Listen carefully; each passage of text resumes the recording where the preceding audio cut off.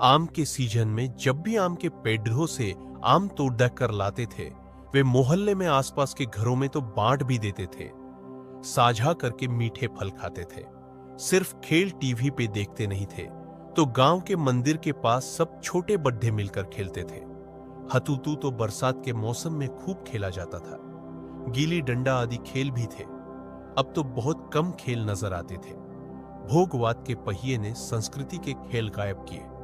गांव के आसपास यात्रा मेला लगता था, तो वहां कुश्ती यानी कि ताकत दे दी अच भी लगती थी। लोग पैसे के लिए कम अपने नाम के लिए खेलते थे। आसपास के गांवों में जाने के लिए जो रास्ते थे, उनके दोनों तरफ खूब पेड़ होते थे। हरा भरा माहौल था। किसी के यहां जाते थे तो गर्मी के दिनों में नीम का ठंडा शरबत पिलाया जाता था।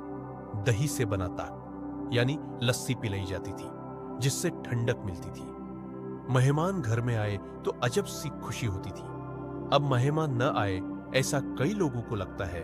आम के पेड़ डिश पे भी खेल खेलते थे। गांव में सिर्फ एक रंगीन कलर टीवी थी, जिसपे शुक्रवार शनिवार इतवार थिएटर की तरह सब लोग बैठकर फिल्में देखते थे। इतवार को रंगोली महाभारत आदि देखते थे।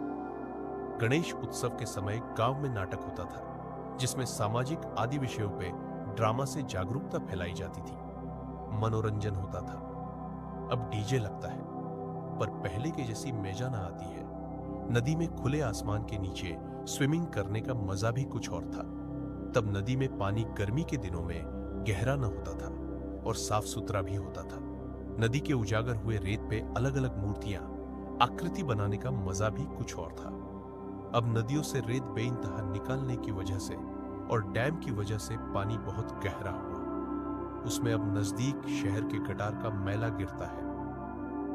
क्या करे, साइंस ने इतनी तरक्की की।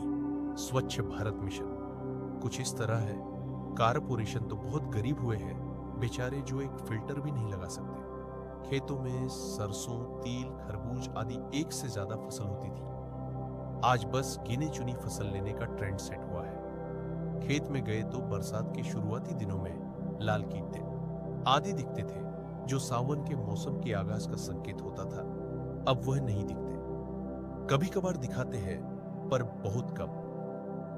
एक पेड़डीच ऐसा भी था, जिसपे जुगनू की तरह ही चमक वाले बड्ढे कीड़े बैठते थे, जो मन को बड्ढे भाते थे।